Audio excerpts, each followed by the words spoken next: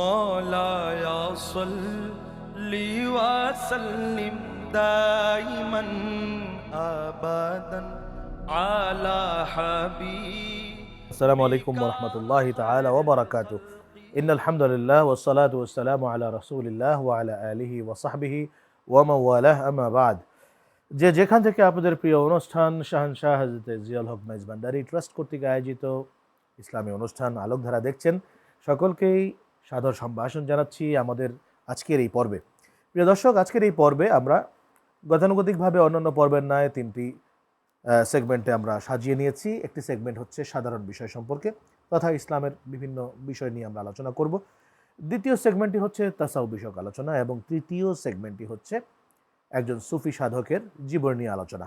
তো আসুন আমরা আজকে যে বিষয় নিয়ে আলোচনা করতে যাচ্ছি তা হচ্ছে পবিত্র শবে কদরের মর্যাদা এবং তাৎপর্য।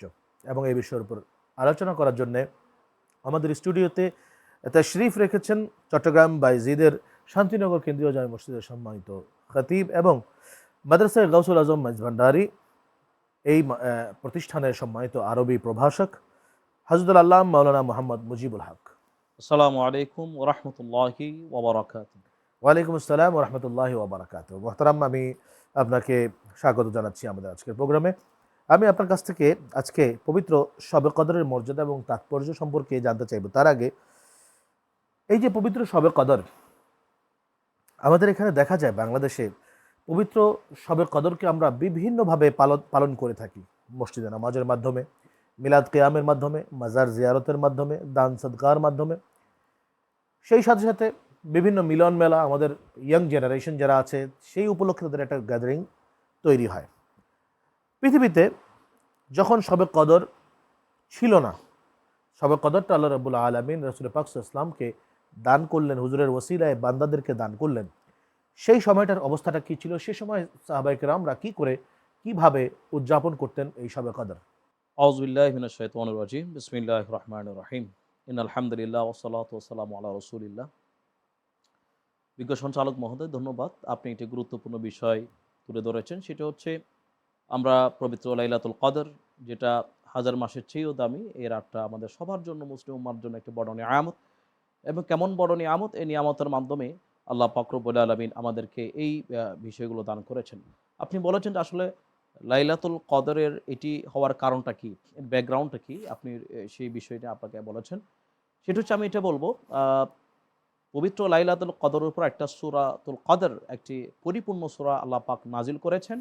এবং এটি আমরা কোরআন পাকের তেলাওয়াত করার সময় যেই সূরাটাকে তিলাওয়াত না করলে ওই কোরআন শরীফটা খতম হয় না কিন্তু। তো এই কোরআন পাকের যে সূরা, ইন্না আনজালনাহু ফি লাইলাতুল কদর ওয়া মা আদরাকা মা লাইলাতুল কদর, লাইলাতুল কদর খায়রুম মিনাল ফিশা, এই শুরু থেকে শেষ পর্যন্ত পরিপূর্ণ সূরাটি নাজিল হওয়ার একটা ব্যাকগ্রাউন্ড হচ্ছে, একদিন রাসূল আকরাম সাল্লাল্লাহু আলাইহি ওয়াসাল্লাম একদিন সমস্ত সাহাবায়ে কেরাম নিয়ে বিভিন্ন বিষয়ে আলোচনা করছেন। রাসূল পাক তো কিছু সময় ইবাদত নিয়ে আলোচনা করতেন। শুধু তাই নয়, রাসূল আকরাম সাল্লাল্লাহু আলাইহি ওয়াসাল্লাম একেবারে আদম থেকে ঈসা পর্যন্ত অন্যান্য নবীদের উম্মতরা কেমন ছিল, নবীদের মর্যাদা কেমন ছিল এবং তারা কিভাবে ইবাদত করতেন, এই বিষয় নিয়ে আলোচনা করতেন এবং কাউন্সেলিং করতেন সাহাবায়ে কেরামকে। কেন? যাতে সাহাবায়ে কেরামরা আল্লাহর প্রতি, ইবাদতের প্রতি যথেষ্ট মর্যাদাবান হয় এবং এর মাধ্যমে তারাও যাতে কল্যাণ সাধিত হয়।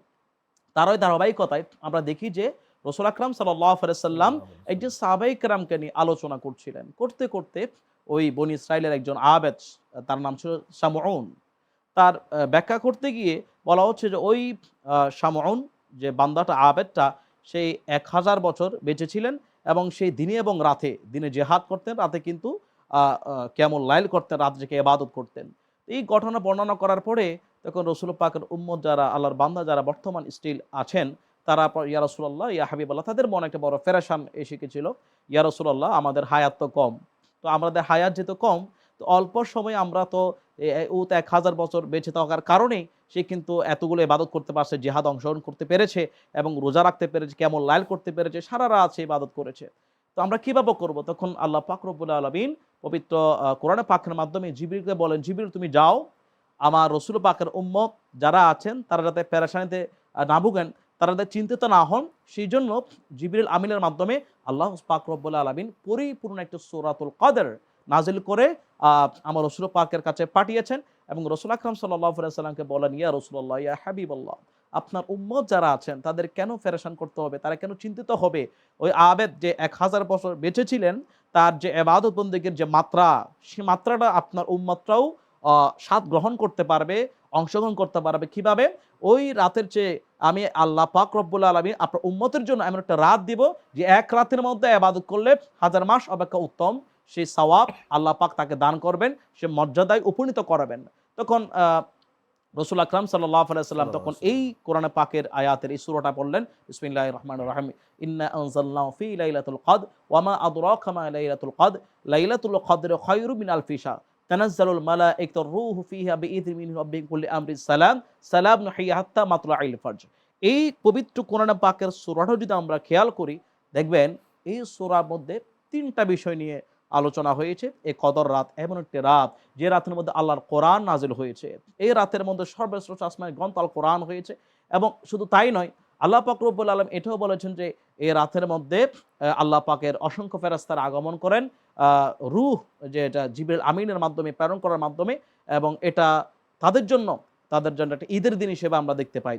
এটি এমন একটি মহামান্বিত রাত যে রাতটা হচ্ছে 1000 মাসের চেয়েও উত্তম বলেছে। যে রাসূল পাকের একটা হাদিস পাক এসেছে যে সবে কদরকে ঈমানের সাথে ইহসানের সাথে কিয়ামুল লাইল করবে, কিয়াম করবে এবং দিনে রোজা রাখবে, আল্লাহ পাক রব্বুল আলামিন তার অতীতের সমস্ত গুনাহ মাফ করে দিবেন। আল্লাহ পাক রব্বুল আলামিন চাইলে এখানে স্পেসিফিক একটা দিবস নির্ধারিত করতে পারতেন, কিন্তু সবে কদর কখন হবে এটা কিন্তু উনি স্পেসিফিক করে দেন না। এটা একটা কারণ আছে, সেটা হচ্ছে আমরা দেখি যে রমজানের শেষ 10 দিন যখন আমরা এতেকাফের মধ্যে থাকে অনেকে, বিশেষ করে সবে কদরকে তালাশ সবচেয়ে ইফেক্টিভ পারসন হচ্ছে যিনি এতেকাফ মুতাকিব, যিনি একেবারে শেষ 10 দিন কিন্তু এতেকাফ মসজিদে বসে বসে থাকবে, উনি কিন্তু পরিপূর্ণ কদর পান। অর্থাৎ কদরের রাতটা উপভোগ করতে পারেন, এটা যে তাকাজা, এটা যে স্বাদ, ফ্লেভারটা তিনি বুঝতে পারেন এবং সেটাকে স্বাদ হিসেবে গ্রহণ করতে পারেন।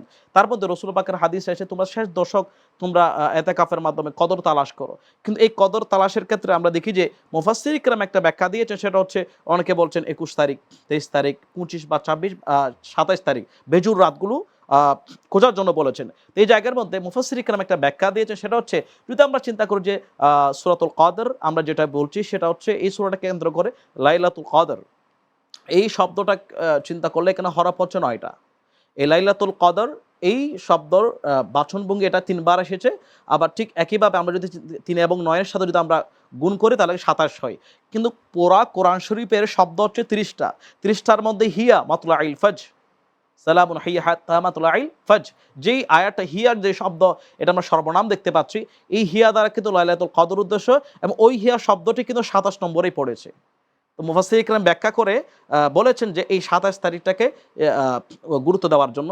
তার মধ্যে আরেকটা ইমাম ফখরুদ্দিন রাজি রাহমাতুল্লাহ আলাইহি একটা কথা আমি বলতে চাই, সেটা হচ্ছে এই সবে কদরে আল্লাহ পাক খুব গর্ব করে বলেন, সেটা হচ্ছে আল্লাহ পাক বলেন যখন মানুষকে বানাচ্ছেন তখন বিভিন্ন যারা ফেরেশতা তারা বলেছিল ইয়া বারে তাআলা আপনার ইবাদত করার জন্য, আপনার রিয়াজত করার জন্য আমরা তো আছি, আপনি কেন আদমকে সৃষ্টি করছেন? তখন ইন্নী আ'লামু মা লা তা'লামুন, আল্লাহ পাক রব্বুল আলামিন বলেছেন আমি যা জানি তোমরা সেটা জানো না।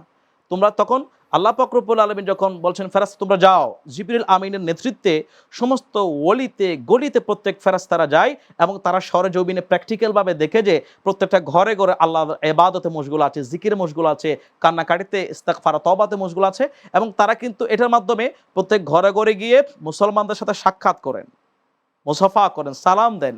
কিন্তু এটা বুঝতে পারেন কারা? এটা তারাই বুঝতে পারেন যারা আসলে প্রকৃতপক্ষে ঈমানদার, আল্লাহর প্রেমে বিমুখ থাকে। এবং আপনি জানেন যে আমাদের একটা ঈদের দিন আছে, ঈদুল ফিতর, ঈদুল আজহা। তো আল্লাহ পাক রব্বুল আলামিন বলছেন ফেরেশতাদের একটা ঈদ আছে, সেই ঈদটা হচ্ছে এই লাইলাতুল কদর, যেখানে আল্লাহ পাক রব্বুল আলামিন দিয়েছেন। এটার মাধ্যমে আল্লাহ পাক রব্বুল আলামিন ফেরেশতাদেরকে ডিউটি দেওয়ার মাধ্যমে এত বেশি ওনারা উদযাপন করেছেন। যেমন আপনি ঈদ মিলাদুন্নবী উদযাপন করলে আমরা কিন্তু সেটাকে আমরা সেলিব্রেট বিভিন্ন পতাকা লাগাই, ঠিক একইভাবে আল্লাহ পাক রব্বুল আলামিন বলছেন ফেরেশতারাও 4টা পতাকা 4টা জায়গার মধ্যে ওনারা গেড়ে দেন। তার মধ্যে একটা হচ্ছে মসজিদে নববীতে, আরটা হচ্ছে মক্কা শরীফে যেটা আমরা বাইতুল্লাহ বলি, আরটা হচ্ছে বাইতুল মুকাদ্দাসে, আরেকটা হচ্ছে আসমান এবং জমিনের মধ্যখানে স্থানে লাগিয়ে, এবং তারা বলে দেন আজকে আমাদের ঈদের দিন, আজকে আমরা যত ইচ্ছা তত বেশি আল্লাহর বান্দার জন্য প্রশংসা করব, মাগফিরাত চাইব একেবারে ফজর পর্যন্ত। আপনাকে অসংখ্য ধন্যবাদ। প্রিয় দর্শক, আমরা আজকের অনুষ্ঠানের দ্বিতীয় সেগমেন্টে চলে যাচ্ছি। আজকের দ্বিতীয় সেগমেন্টে তাসawwuf বিষয়ক আলোচনা। মাওলায়া সাল্লি ওয়া সাল্লিম দাইমান। এবং তাসawwuf বিষয়ক আলোচনায় আজকে আমরা তাসাউফ এবং আধুনিক মানুষের যে আত্মিক সংকট। দেখুন, তাসাউফ জিনিসটা এসছে মানুষের আত্মিক যে সংকট, অর্থাৎ আত্মার অশান্তি, আত্মার যে বিপদ, আত্মার বিভিন্ন রকম কুধারণা, কুচিন্তা, আত্মার যে বিভিন্ন রকম বিপদগামিতা, সেই সমস্ত কিছুকে দূর করার জন্যই কিন্তু হচ্ছে তাসাউফের ব্যবস্থাপনা আল্লাহ রাব্বুল আলামিন তার হাবিবের মাধ্যমে করেছেন। তো মোহতারাম, আমি আজকে আপনার কাছে এই বিষয়ে জানতে চাইবো যে মানুষের আত্মিক সংকটগুলো কি কি হতে পারে, যেই সংকটগুলোকে তাসাউফের মাধ্যমে দূর করা সম্ভব। এখানে একটা বিষয় আমরা বুঝতে পারি, সেটা হচ্ছে তাসাউফ কেন প্রয়োজন। বর্তমান সময়ে আমরা আধুনিক হচ্ছি বটে, আমরা জনসংখ্যাও বাড়ছে বটে, আমরা মুসলমানও হচ্ছে বটে, কিন্তু আসলে আমরা রুওয়ালা, প্রকৃত মনুষ্যত্ব মানে স্পিরিচুয়াল পাওয়ার কেন্দ্রিক অন্তরওয়ালা, অন্তর্দৃষ্টি সম্পন্ন ব্যক্তি আমরা কয়জন নীতি নৈতিকতার মাধ্যমে যারা আমরা মানুষকে আমরা উদ্বুদ্ধ করতে পারবো। এটি আমরা দেখতে পেলে আমরা একেবারে দেখতে পাই যে আমরা সব কিছু উন্নতি হচ্ছে, বাট আমার যেই তাসাউফের দৃষ্টির চরিত্রের যেই উন্নতি হওয়া, কলবের যে উন্নতি হওয়া, রুহানিতে যে উন্নতি হওয়া, ডেভেলপমেন্ট হওয়া, এটা কিন্তু আমরা খুব দেখতে পাই। বর্তমান আধুনিক সমন্বয়, আধুনিক যুগে আসলে সত্যিকারভাবে আমরা সে আর্থিক সংকটের কথা বলছেন, এটা মূলত আমি বলবো অন্তরের সংকট। মানে সেটা হচ্ছে আপনি যদি চিন্তা করেন যে আল্লাহ পাক রব্বুল আলামিন পবিত্র কোরআনে পাকে বলেছেন যে ওয়াত্তাবি সাবিলা মান আনাবা ইলাইয়া, তোমরা ওই পথটাকে অনুসরণ করো, ওয়াত্তাবি সাবিল মান আনাবা ইলাইয়া, যারা আমার দিকে রুজু হয়েছে, যারা এনাবা পর্যায়ে পৌঁছে গিয়ে আমার প্রেমে উৎসর্গিত হয়েছে, তাদের পথটাকে, তাদের মতটাকে তোমরা অনুসরণ করো। এটা যদি আমরা চিন্তা করি তাহলে দেখবেন বর্তমান সময়ে আমরা দুইটার খোরাক দেখতে পাই।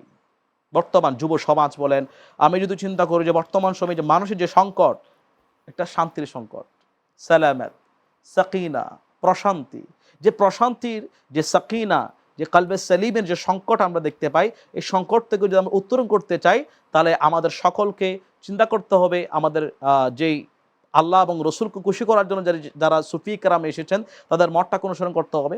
যেমন আপনি দেখবেন যে আমরা আধুনিক যুগের সমন্বয়ে নানা বিষয়গুলো উদ্ভাবন হচ্ছে, আবিষ্কার হচ্ছে, একেবারে ডিভাইস কেন্দ্রিক, কিন্তু এই ডিভাইস কেন্দ্রিক জায়গা থেকে এত কিছু হচ্ছে মানুষকে আরাম দেওয়ার জন্য।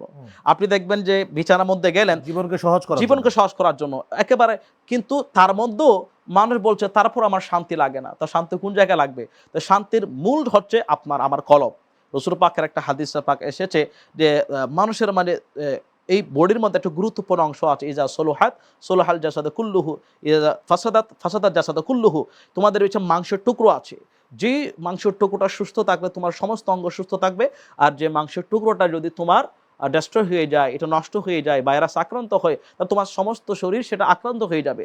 তাহলে সেটা কি? আলা ওয়াহিয়াল কলব, এটা তোমার কলব। এখন অন্তরের প্রশান্তির জন্য আল্লাহ পাক রব্বুল আলামিন বলছেন, বান্দা যদি তোমাদের অন্তর প্রশান্তি পেতে চাও তাহলে তোমরা একটা কাজ করো। আল্লাহ পাক রব্বুল আলামিন বলছেন, ইয়া আইয়ুহাল্লাযিনা আমানু আতিউল্লাহ ওয়া আতিউর রাসূল ওয়া উলুল আমরি মিনকুম, অর্থাৎ তোমরা আল্লাহর ইতাআত করো, রাসূল পাকের ইতাআত করো, আর পাশাপাশি উলিল আমর যারা আছে, উলিল আমর দ্বারা এখানে মুফাসসিরিন বিভিন্ন ব্যাখ্যা দিয়েছে, তার মধ্যে একটা হচ্ছে মুহাক্কিক বুজুরগানে দিন, আল্লাহর আউলিয়া কেরাম, সুফি কেরাম।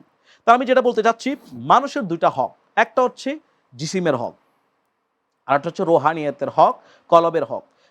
জিসিমের হকটা আমরা বাহ্যিকভাবে নব আবিষ্কারের মাধ্যমে, ডাক্তারিদের মাধ্যমে, সায়েন্সের মাধ্যমে, আপনার যে কোনো রুমের মধ্যে গেলে একেবারে জীবন সাথে সব কিছু পাচ্ছি, কিন্তু অন্তর প্রশান্তির জন্য আল্লাহ পাক রব্বুল আলামিন বলছেন, বান্দা আমি একটা ডিপার্টমেন্ট ওপেন করেছি, যুগ ধরে তারা কাজ করবে। সেটা কারা? যারা হচ্ছে রুহানিয়তের ডাক্তার, আল্লাহর আউলিয়া কেরামরা। তো আমি যদি নিজের ওই ভিতরের প্রশান্তি, মানুষের উদাসীনতা, ফ্রাস্ট্রেশন, হতাশ, একেবারে দুশ্চিন্তার মধ্যে আছে, লোভ, যে মানুষ চাহিদা বাড়তেছে, এই লোভের চাহিদা, হতাশা, এটা কিন্তু আমরা নিবারণ করতে, নফসাকে নিয়ন্ত্রণ করতে চাই, দমন করতে চাই, একটি মাত্র উদ্দেশ্য, সেটা হচ্ছে নিজেকে আত্তাকওয়া হা হুনা, নিজেকে চিন্তা করতে হবে। আর নিজেকে পরিবর্তন করতে হলে আমাকে, আপনাকে, সকলকে একজন সুফিপন্থী আল্লাহ আউলিয়া কেরামের কাছে যেতে হবে। তাহলে আত্মার যে খোরাক, আত্মার যেই তাকাজা, সেটা দিতে পারবেন। আমি একটা কথা বলবো, আহমদ ইবনে হাম্বল রাহমাতুল্লাহ আলাইহি, উনি বারবার তার ছেলেকে প্রথম প্রাইমারিভাবে নিষেধ করতে, তুমি সুফিত দরবারে যেও না। যখন আহমদ ইবনে হাম্বল বুঝতে পারলেন, আরে আল্লাহ, সুফিদের দরবার তো আমি যেটা মনে করছি সেটা নয়, যখন তার মধ্যে আমূল পরিবর্তন হয়েছে, আমি কোরআন হাদিস সব কিছু বুঝতে পারলাম, ভিতরে কত যে পরিবর্তন যখন হয়ে গেল, তখন উনি ভুল বুঝতে পেরে তার ছেলেকে বললেন, ও আমার ছেলে, তুমি যদি নিজেকে গঠন করতে চাও, আত্মিকের খোরাক দিতে চাও, যেটা আপনি বললেন, যদি তোমার কলবটাকে জাগরণ করতে চাও, মুর্দা কলবকে জিন্দা করতে চাও, তাহলে তোমার উচিত সুফি কেরামের দরবারে যাওয়া। এবং কেন? তাদের মোরাকাবা, আল্লাহর ভীতি, দুনিয়া বিমুখতা, তাদের কলিজার সাহস আমাদের তুলনায় কোটি কোটি গুণ বড়। ইমাম শাফি রহমাতুল্লাহ আলাইহির একটা শিক্ষার কথা বলে আমি আমার ইতি টানবো। সেটা হচ্ছে ইমাম শাফি রহমাতুল্লাহ আলাইহি বলছেন যে আমি সুফিদের দরবারে যেতাম, আমি পীর মুর্শিদের কাছে গিয়েছি, আমি দুটা শিক্ষা পেয়েছি। একটা হচ্ছে আল ওয়াক্তু কাসাইফ, এটা হচ্ছে সময় হলো তরবারের মতো, যদি তুমি তা অতিক্রম করতে না পারো তাহলে কিন্তু সে তোমাকে অতিক্রম করে। সময়ের যে গুরুত্ব, ইম্পর্টেন্স অফ টাইম, সময় কারোর জন্য অপেক্ষা করে না। সময় একটা তরবারি যেভাবে মানুষকে শেষ করে দেয়, ঠিক সময়কে যদি অপব্যবহার হয়, সময়কে যদি সময়ের মতো গুরুত্ব না দেওয়া হয়, ওই সময় একজন মানুষকে, একটা যুব সমাজকে, যে আপনি আর্থিক সংকট বললেন, তাকে শেষ করে দিবে। এই জন্য আমরা যদি চিন্তা করি যে সময়ের ব্যক্তি জায়গা থেকে যদি আমরা চিন্তা করি, চলো রে মন তরা যায়, বিলম্বের আর সময় নাই। গৌসুল আজম মাইজভান্ডার স্কুল খুলেছে, এটা গৌসুল আজম মাইজভান্ডার স্কুল নয়, এটা কাদেরিয়া তরিকার হোক, সমস্ত সুফিদের দরবারে চলার এবং তরা যায়, বিলম্বের আর সময় নেই, বিলম্ব করার সময় নেই, দ্রুত যেতে হবে আপনার ওই মুর্দা কলবকে জিন্দা করার, চরিত্র নৈতিক করার জন্য। 2 নম্বর যেটা আমরা শিক্ষা পাই সেটা হচ্ছে, যদি তোমার নফস মনকে যদি কল্যাণের কাজে মশগুল করতে না পারো, সমস্ত যদি তোমার এই ভালো কাজে নিমগ্ন করতে না পারো, সমস্ত অন্যায় তোমাকে ঘিরে ফেলবে। এই 2টা শিক্ষা আমি ইমাম শাফি পেয়েছি। সুতরাং আমি মনে করি বর্তমান আধুনিক সময়ে যদি এত ডিভাইস, নতুন নতুন আবিষ্কার হচ্ছে, সব কিছুর শান্তি এটা মূলত দৈহিক শান্তি। যদি রুহের শান্তি চাই, তাহলে আমাদের অবশ্যই অবশ্যই সুফি কেরামের সান্নিধ্যে যেতে হবে। তাদের প্রশিক্ষণ দেওয়ার মাধ্যমে, তাদের বারজাক, তাদের ফয়েজের মাধ্যমে একটা আমল পরিবর্তন হবে। মাজারে পাকে জিয়ারত করলে একটা প্রশান্তি আমরা পাই। আল্লাহ রাব্বুল আলামিন কোরআন শরীফে খুব সুন্দরভাবে বলেছেন, আলা বিযিকরিল্লাহি তাতমাইন্নুল কুলুব। যখন কোনো আত্মা অশান্তিতে ভোগে কিংবা চিন্তা করতে থাকে যে আমার পরবর্তী সময় কি হবে, আমি দুনিয়াতে যা করছি ভালোই করছি, কিন্তু যখন দুনিয়া থেকে চলে যাব তখন কি করব, এটার ফ্রাস্ট্রেশনে যখন ভুগতে থাকে, আল্লাহ এটার ওষুধ দিয়ে দিলেন, আলা বিযিকরিল্লাহি তাতমাইন্নুল কুলুব। আল্লাহ স্মরণ হচ্ছে এমন একটা বিষয়, শুধুমাত্র তিনি এই স্মরণটাকে কোনো খানকা কিংবা মসজিদ কিংবা বাসায় করবে তা নয়, বরং আল্লাহর স্মরণ এমন একটা জিনিস যা 24 ঘন্টা হায় হরদম তিনি করতে পারেন, মনে হোক, জিব্বায় হোক, কাজে হোক, প্রত্যেকটা কাজও কিন্তু আল্লাহর জিকির হতে পারে। যখন আপনি সেই কাজটাকে আল্লাহ রাব্বুল আলামিনকে স্মরণ রেখে করতে থাকবেন যে হ্যাঁ আল্লাহ এই কাজ দেখছে, ইত্যাদি ইত্যাদি, তখনই কিন্তু আপনার এই কাজ, প্রত্যেকটা কাজ কিন্তু সেই জিকিরের অন্তর্ভুক্ত হয়ে যাবে। সোজা কথা হচ্ছে যে আল্লাহকে সামনে হাজির নাজির রাখা, যে আল্লাহ আমাকে দেখছেন। তাসাউফ এবং আধুনিক যে মানুষের আত্মিক সংকট, এটাকে দূর করার জন্য তাসাউফের শিক্ষা আমি অবশ্যই একটা নিতে হবে। বিষয় আপনাকে বলতে জি। চাই, সেটা হচ্ছে বেলায়েতে মুতলাকা কিতাবের তারিখ তাসাউফ ইসলাম, জুনায়েদ বাগদাদি রহমতুল্লাহ আলাই, উনি একটা ওনার পক্ষ থেকে 3টা শর্ত দিয়েছেন, 3টা ঔষধ আমাদেরকে বলি। সেটা হচ্ছে, তিনি বলছেন যে জিকির হে ইজতেমা কে সাথ, সম্মিলিত সকলে মিলে আল্লাহর জিকির করা। এরপরে বলছে হচ্ছে ওয়াজদে কে সাথ, অর্থাৎ তোমাকে নিত্য বাবন। আমি একটু এই বিষয়টা বলছি মোহতরম, মানে সেটা হচ্ছে আমরা চিন্তা করলাম যে অনেক মানুষ বলে যে মানুষ খারাপ গানের দিকে ডাইভার্ট হচ্ছে না, গানের প্রতি, কিন্তু কিছু ভালো গান আছে সিমাকে সাথ ওয়াজদ করে, সেই গানগুলোর মাধ্যমে কিন্তু একজন মানুষ নিয়ন্ত্রণ করতে পারে আল্লাহ এবং রসুলের যেখানে স্মরণ হয়। আবার লাস্ট যেটা হচ্ছে পীরের আনুগত্য, যারা আল্লাহ এবং রসুলকে প্রকৃত অনুগত্য করে, তাদের অনুগত্যের মাধ্যমে সেটা অর্জন হয়। তা আমি মনে করি আধুনিক যুগে এই রোহের খোরাকটা যদি আমরা অর্জন করতে চাই, এই বিষয়গুলো মেনে চলা উচিত। আপনাকে অসংখ্য ধন্যবাদ। প্রিয় দর্শক, আমাদের অনুষ্ঠানের সর্বশেষ সেগমেন্ট তথা সুফি পরিচিতিতে আমরা চলে যাচ্ছি। مولاي صل وسلم دائما। সুফি পরিচিতির এই পর্যায়ে আমি আপনার কাছ থেকে জানতে চাইব, হযরতে বুল্লে শাহ রহমতুল্লাহ আলাই, যিনি ভারতের হরিয়ানা অর্থাৎ পাঞ্জাব প্রদেশে যিনি আল্লাহর ওলি ছিলেন, এবং তার জীবনী থেকে এটা পাওয়া যায় যে তৎকালীন সময়ে ভারতের পাঞ্জাবের মুসলমান, শিখ ধর্মের লোকজন, হিন্দু ধর্মের লোকজন, এরা সবাই কিন্তু হযরতে বুল্লে শাহ রহমতুল্লাহ আলাই দরবার যেতেন। আজও হযরতে বুল্লে শাহ রহমতুল্লাহ আলাইহের লিখিত বিভিন্ন কালামগুলোকে পাঞ্জাবের আনাচে কানাচে অত্যন্ত গভীর শ্রদ্ধার সাথে তারা শুনে থাকে, গেয়ে থাকে, এবং সে অনুযায়ী কিন্তু তারা সেখানে তারা জিয়ারত করতে তারা যেয়ে থাকেন। তো হযরত বুল্লে শাহ রহমতুল্লাহ আলাইহির জীবনী সম্পর্কে জানতে চাই। অনেক সুফি কেরামের মধ্যে অন্যতম উনি একজন। উনি হচ্ছে হযরতে বুল্লে শাহ রহমতুল্লাহ আলাই, যিনি 1680 খ্রিস্টাব্দে পাঞ্জাবের একটি স্থানে জন্মগ্রহণ করেছেন। যিনি মরমী কবি হিসেবে, পাঞ্জাবের মরমী কবি হিসেবে পরিচিত। আপনারা জানেন যে মরমী কবি যারা হন, তাদের আসলে এমন একটা তাদের লেখনী, তাদের শব্দ চয়ন, তাদের উচ্চারণ, তাদের শেয়ার গজল যেগুলো আছে, তাদের প্রত্যেকটা কলমের খোঁচায় মানুষের একটা প্রভাবান্বিত করে, এবং সেই গানগুলো, সেই শেয়ারগুলো যখন মানুষের মুখে মুখে হয়, আমি একটু আগেও বলেছি যে সম্পূর্ণভাবে নিখুঁত আল্লাহর স্মরণ চলে আসে। এটি কেন?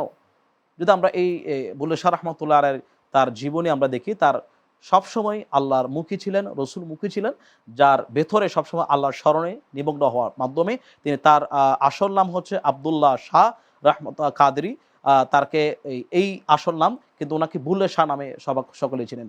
তার মধ্যে আমরা দেখি যে পাঞ্জাবের যিনি লালন হিসেবে চিহ্নিত করা যায়, যাতে মুরবি কবি সাহিত্যের মাধ্যমে, বিশেষ করে আপনি জানেন ভারতের যেই শ্রেণী আছে তার মধ্যে শিখ যারা আছেন, তো তাদের মধ্যে আমরা দেখি যে বুল্লে শাহ রহমতুল্লাহ আলাইহির আগমন করার কারণে, আপনারা জানেন আমরা বিভিন্ন সময় দেখি যে ধর্মে বিবাদ হয়, ধর্মী বিভাজন হয় কিছু উগ্রতার কারণে, কিন্তু আল্লাহ আউলি কেরাম, এমন কিছু সুফি কেরাম আছেন যারা আসলে ধর্মীয় বিভাজনকে দূরে রেখে মানুষকে মিলিয়ে দেয়, যে তোমরা প্রত্যেকে যার যার ধর্ম পালন করো, ওকে, কিন্তু ধর্মর পাশাপাশি কিন্তু কেউ কারো ধর্মে অ্যাটাক করবে না, কারো কেউ অনুভূতির মধ্যে আঘাত করবে না।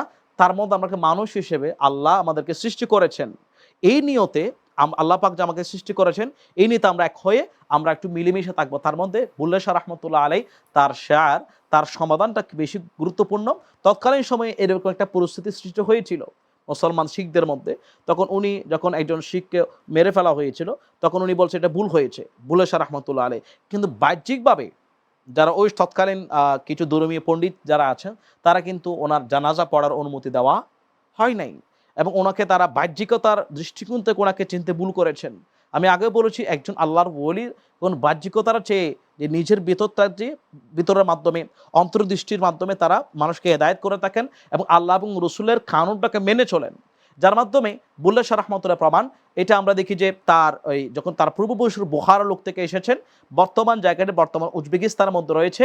তো এই দরবেশ এমন একজন দরবেশ ছিলেন যার মাধ্যমে শিখ এবং মুসলমানদের মধ্যে একটা পারস্পরিক যেই সংঘর্ষ ছিল, এটাকে দাফন করে একটা মিলবন্ধন করেছেন, এবং পরবর্তীতে বুল্লে শাহ রহমতুল্লাহ আলাইহি যখন তার জানাজা নিয়ে উপস্থিত হবেন, এই টাইমের মধ্যে আসলে নানা ধর্মীয় মূল যারা আছেন তারা কিন্তু ওনাকে বলছেন যে এই মানুষের জানাজা পড়ার অনুমতি নাই এবং পড়তে দেওয়া হবে না।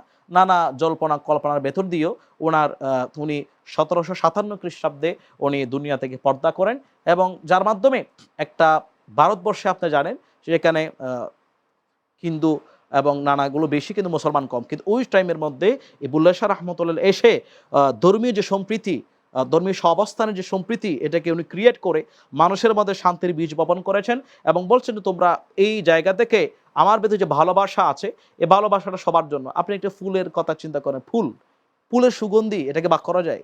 না। কখনো যায় না। এবং যে সূর্যের প্রদীপ আলো, এটাকে বাক করা যায়?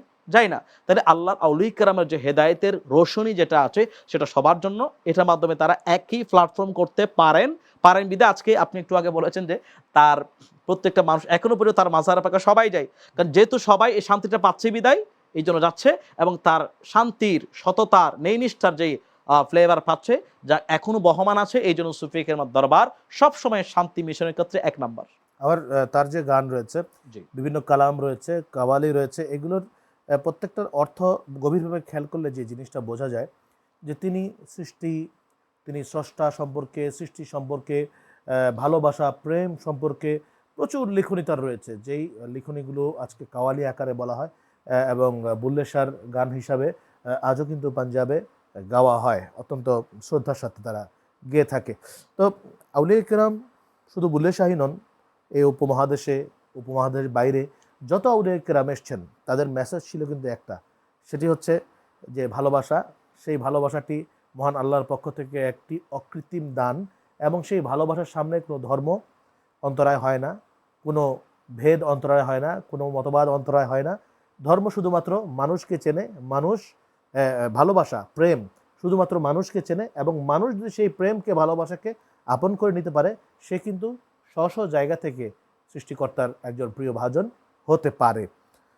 তো যাই হোক, আপনাকে অসংখ্য ধন্যবাদ আজকের এই অনুষ্ঠানে অত্যন্ত গুরুত্বপূর্ণ আলোচনার জন্য। প্রিয় দর্শক, আমরা এতক্ষণ যাবৎ হযরতুল আল্লামা মাওলানা মুজিবুল হক সাহেবের কাছ থেকে অত্যন্ত গুরুত্বপূর্ণ আলোচনা শুনলাম, বিশেষ করে পবিত্র শবে কদরের মর্যাদা, তাৎপর্য, এর আমলসমূহ, এর সওয়াবসমূহ ইত্যাদি ইত্যাদি নিয়ে, এবং বর্তমানে যে মানুষের আত্মিক সংকটে মানুষ রয়েছে, যে আত্মিক সংকটের কারণে আজকে মানুষ অনেক সময় আত্মহত্যা করতে বাধ্য হচ্ছে, সেই আত্মিক সংকট থেকে কাটিয়ে ওঠার জন্যে তাসাউফের বাইরে অন্য কোনো রাস্তা নেই এই আত্মিক শান্তির জন্যে। সুতরাং সেটা নিয়ে তিনি আলোচনা করেছেন এবং হযরত বুল্লে শাহ রহমতুল্লাহ আলাইহির জীবন চরিত্র নিয়ে আলোচনা করেছেন।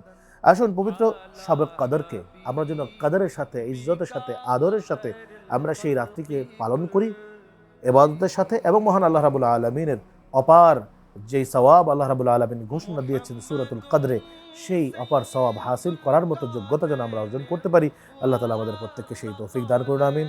সকলে ভালো থাকবেন, সুস্থ থাকবেন, সেই কামনা করে শেষ করছি। আসসালামু আলাইকুম ওয়া রাহমাতুল্লাহি ওয়া বারাকাতুহু। মুহাম্মাদুন সাইয়্যিদুল কাওনাইন ওয়া সাকালান ওয়াল ফারিকাইনি মিন উরবি ওয়া মিন আজম।